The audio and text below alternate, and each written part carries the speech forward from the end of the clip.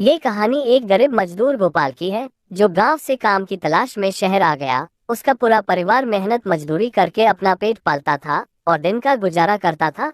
वह हर रोज मेहनत करके खाने वाले लोग थे। जब तक वह रास्तों पर निकलकर काम ना करे उन्हें खाना नहीं मिलता था। बड़ी मुश्किल से उन्हें खाना मिलता था और उनके दिन कट रहे थे। पूर्ण विराम। एक दिन वह पूरा परिवार मेहनत मजदूरी करके फुटपाथ पर बनाए झुग्गी में सो गए। और जब दूसरे दिन जब वह उठकर रोज की तरह काम पर निकल रहे थे तो उन्हें पूरी सड़क सुनसान दिखी। रास्तों पर कोई गाड़ी नहीं थी, यहाँ तक कि दूर दूर तक कोई आदमी भी नजर नहीं आ रहा था। फिर गोपाल थोड़ा आगे जाके देखता है, फिर आगे एक जोर का डंडा उस पर पड़ता है। वो घबरा कर पीछे देखता है तो उसे एक पुलिस वाला डंडे से मार रहा है। गोपाल, रुक जाओ, आए रुकिए साहब, क्यों मार रहे हो साहब? पुलिस वाला, एक पागल कहाँ घूम रहा है, चल भाग यहाँ से, पता नहीं क्या लॉकडाउन लगा हुआ है, पूरा देश बंद है, दोबारा यहाँ दिखा ना तो बहुत मारूंगा, समझा? गोपाल, ये लॉकडाउन क्या है साहब, और ये सब बंद क्यों है? पुलिस वाला, अरे ओ पागल, कौन सी दुनिया में है तू? यहाँ कोरोना नाम की महामारी आ गई है। महामारी? अगर घर से बाहर निकलेगा तो इस बीमारी का शिकार होकर मर जाएगा। चल भाग यहाँ से, पता नहीं कन्हा कन्हा से आ जाते हैं, चल भाग यहाँ से।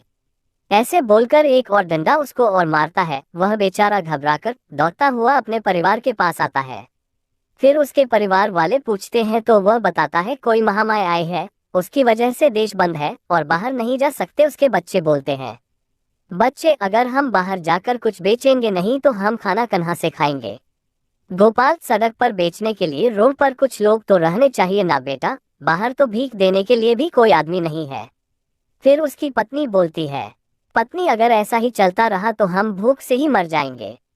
फिर गोपाल बेचारा सोच में पड़ जाता है कि अब क्या करें।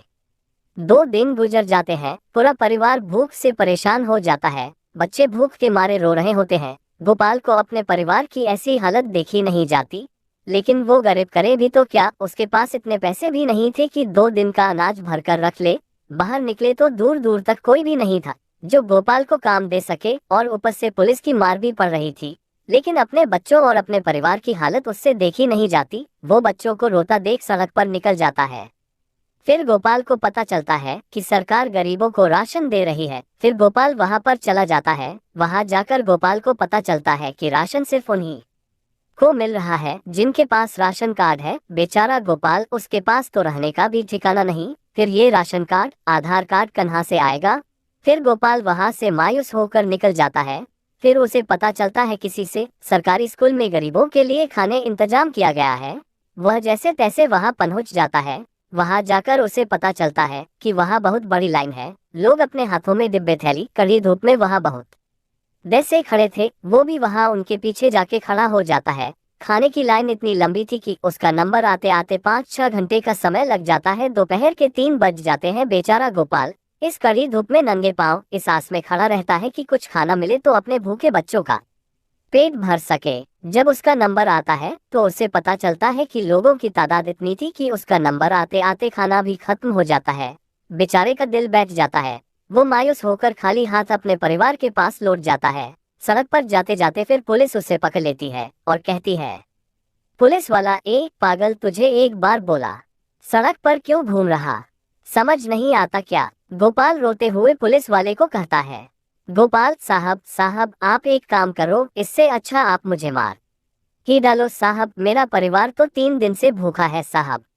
मेरे बच्चे भूख से तड़प रहे हैं साहब। हमारे पास खाने का तो छोड़ो, कल से पीने के लिए पानी तक नहीं ले साहब। ये महामारी हमें मारेगी या नहीं ये पता नहीं, ये भूख हमें जरूर मार देगी साहब। मैं अपने परिवार को भूख से मरते नहीं देख सकता साहब। इससे अच्छा तो आप मुझे मार डालो साहब। ऐसा बोलते हुए गोपाल जोर जोर से रोने लगता है। उसकी ऐसी हालत देख के पुलिस वाले को उस पर दया आ जाती है। पहले वह गोपाल को अपने पास जो पानी की बोतल रखी थी उसे पीने को देता है, और उसके पास जो कुछ खाने का है वह उसे दे देता है, और कुछ पैसे भी उसे देता है ताकि उसका घर कुछ दिन का गुजारा कर सके। और उसे कहता है, अगर कोई और परेशानी हो तो मुझे आकर जरूर बताना, और उसे उसके परिवार के पास भेज देता है। दोस्तों, हमारे देश में करोड़ों लोग ऐसे जी रहे हैं जिनके पास रहने के लिए घर भी नहीं है, जिन्हें फुटपाथ पर रहना पड़ता है, जिन्हें खाने के लिए रोज संघर्ष करना पड़ता है। हमारा देश डिजिटल इंडिया बनते बनते कहाँ पहुंच गया। आज हम हमारे देश के लिए एक वक्त का खाना भी नहीं जुटा पा रहे। ऐसी ही इनकी जिंदगी में इतनी मुसीबतें हैं और अब ये महामारी। अब ये बेचारे लोग कहाँ जाएंगे, क्या खाएंगे। और इनके पास इतने पैसे भी नहीं होते जो 2 दिन का खाना भी घर में ला के रख सके। खाना तो छोड़ो, उनके पास तो रहने के लिए घर भी नहीं है। दोस्तों, लॉकडाउन सबके लिए एक जैसा नहीं है। जहां हम सभी लोग अपने अपने सुरक्षिता के लिए खाने पीने की वस्तुएं और रोजमर्रा की जरूरतों का सामान भर भर के अपने घर ले जा रहे हैं, उसी वक्त कुछ गरीब लोगों को दो दिनों में एक ही वक्त का खाना मिल रहा है। रोज कमाकर खाने वाले लोग, उनके परिवार वाले लोगों का, उनके बच्चों का, उनका क्या होगा। कई लोगों को तो लॉकडाउन का मतलब भी नहीं पता। लॉकडाउन की वजह से इन्हें जिस समस्याओं का सामना करना पड़ रहा है वो हम सोच भी नहीं सकते। इस महामारी से खतरनाक जिस महामारी से ये लोग जूझ रहे हैं वह है भूख। पता नहीं इस महामारी से ये लोग मरेंगे या नहीं, लेकिन भूखमरी का शिकार ये जरूर बन जाएंगे। क्यों ये दिन इन गरीबों के नसीब में आए, ये उनकी सोच से परे है। अब इनको इस मुसीबत से एक ही चीज बचा सकती है और वो है इंसानियत। दोस्तों, अगर आपको ये गरीबों की कहानी दिल को छू गई हो तो प्लीज लाइक और शेयर जरूर करें। और इस कहानी के बारे में आपकी क्या राय है मुझे कमेंट करके जरूर बताएं। और मुझे फॉलो करें ताकि मैं आपको और भी अच्छी मोटिवेशन कहानी दे सकूं। धन्यवाद। Thanks to watching.